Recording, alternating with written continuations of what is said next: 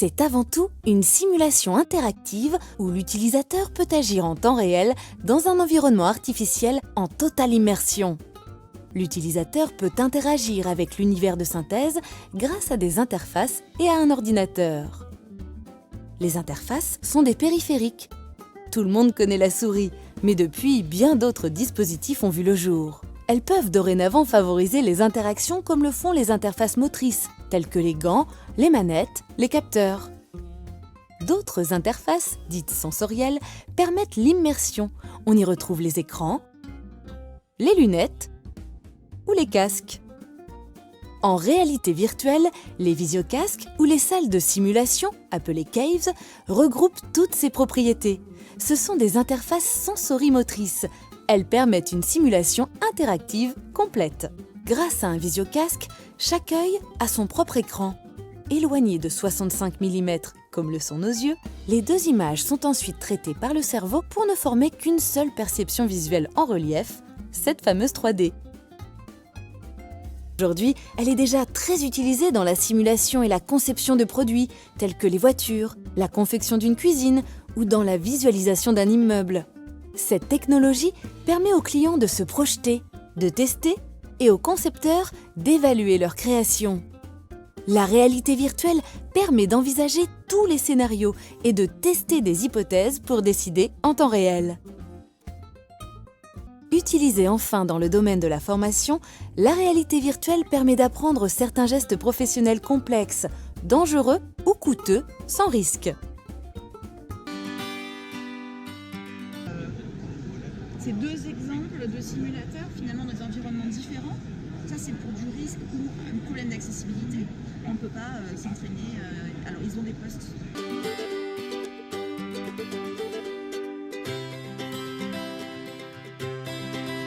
Voilà. Là, il se prend le jus. Voilà. Et franchement, quand on le prend, ça le fait.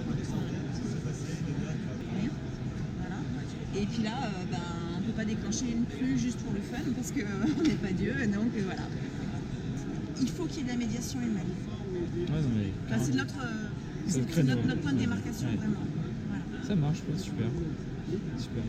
At the dam, will he be able to overcome his stress to make the right decisions?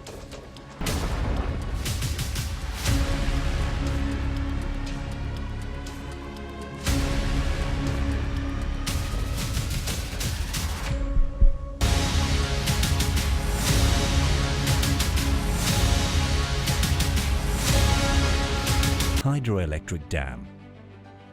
How do you learn the right way to react in a crisis? Their opening is calculated manually using tables, then controlled from a control panel. This requires rigor and concentration. So, when the upstream sensor has stopped working, even when the storm is in full swing, the officer must continue to work. He has to manually read the rising water level, answer phone calls,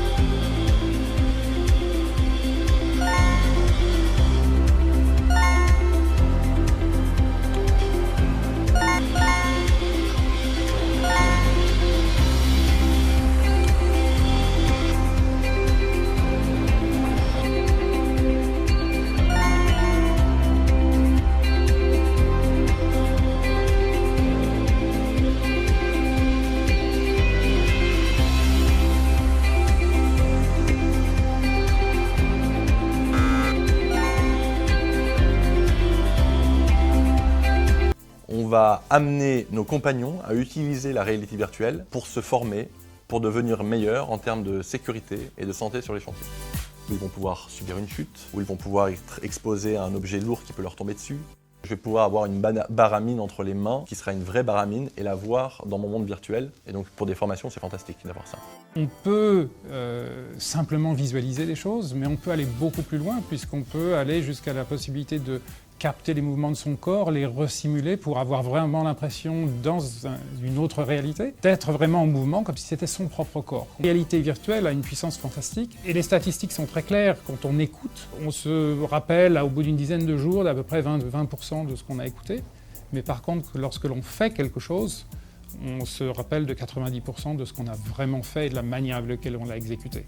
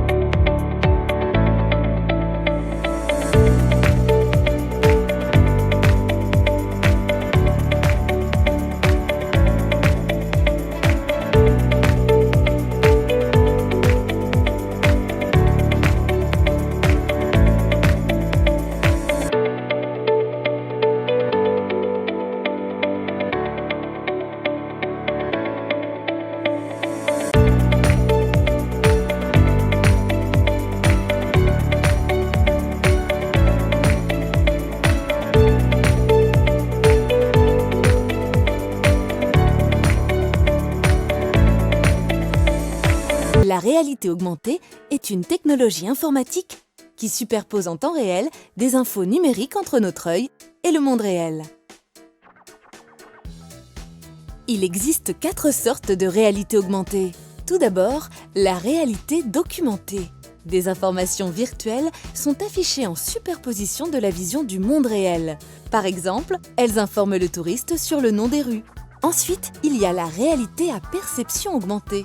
C'est l'incrustation des contours d'objets qui sont peu visibles dans les nuages ou la fumée, voire complètement invisibles comme les contours d'un organe interne lors d'une intervention chirurgicale. Vient l'association géométrique du monde réel avec un monde virtuel, composé d'objets virtuels en 3D intégrés aux objets réels. C'est l'exemple de la pièce vide aménagée virtuellement avec les futurs meubles, visibles sur l'écran d'une tablette tout en étant dans la pièce. Enfin, il y a l'intégration du monde réel avec un monde virtuel. Les objets virtuels sont modélisés en tenant compte de leurs propriétés physiques, ainsi que des connaissances sur la scène et sur ces objets. Une voiture virtuelle roule sur un terrain réel et l'utilisateur peut bouger la voiture ou entrer en collision. Alors, comment ça marche ? À travers un casque ou une paire de lunettes à écran semi-transparent, c'est la vision directe. ou à l'aide d'une caméra qui filme le monde réel et affiche ces images sur un écran de type tablette, smartphone. C'est la vision indirecte. Mais où la trouve-t-on? Lors de formation. L'apprenant s'essaie sur des dispositifs de simulation au montage ou démontage de pièces mécaniques. Ou encore à des programmes de pilotage. Dans le domaine de la maintenance industrielle, le technicien peut voir les parties cachées des mécanismes ou des câblages électriques. Elle peut aussi donner des informations techniques sur le montage ou démontage d'automobiles. Dans le secteur industriel, elle sert de guide à l'assemblage d'objets, à l'intégration visuelle de prototypes dans un environnement réel. Et demain, verra apparaître bien d'autres applications. We're navigating tiny instruments through the body through incisions no larger than a pencil point. We're relying solely on, so that means we are always looking at a screen of data. The goal is to help doctors do procedure. With HoloLens, we can create a completely different experience, a working domain which is really tailored around the needs of the physician. For complex procedures, we can now get these screens to come in just by voice recognition, by eye tracking. This is if patients are being treated and the procedure can be shortened. Procedure and the patient. Get them home faster. La comunicazione tra un operatore remoto e un operatore sul campo. Utilizzando la realtà aumentata è possibile in tempo reale condividere oggetti virtuali sul campo visivo degli utenti. Smart tablet e web. Dai test effettuati sul campo abbiamo avuto dei riscontri molto positivi. Questo ci ha convinto a passare in produzione. Inoltre abbiamo integrato il sistema con altre funzionalità tipiche dell'Industria 4.0 come il Big Data e l'intelligenza artificiale. Questo rappresenterà Introducing Dynamics 365 guides. Simple step-by-step instructions are easily written on a PC, and then holographic parts and icons are simply picked up and placed on the machine where the work is happening. The instructions move with the employees, pointing them to the tools and parts they need, showing them exactly where they need to apply them. Employees get up to speed faster, with fewer errors and more confidence. A simple glance moves them through the instructions, meaning their hands are free to do the work. They can learn at their own pace without having to rely on other workers around them. The overall experience is comfortable and intuitive. For the first time, a manager can see detailed information about how the employees are working and how their skills are growing. This makes continuous improvement faster. Quality training for medical professionals is vital, but it can be difficult for experts to articulate instinctive and subconscious elements of carrying out a procedure. Eye tracking captures the gaze of an individual and provides a visual representation of where their attention's focused. You do the procedure and you don't think about this. And all of a sudden, you see something which you do unconsciously during a procedure, and now you have the data on this. The German Heart Center in Berlin has used eye tracking to observe how surgeons and perfusionists looking at and why is he looking at. This gives me information about his cognitive process. Eye tracking not only helps illustrate mental processes, it reveals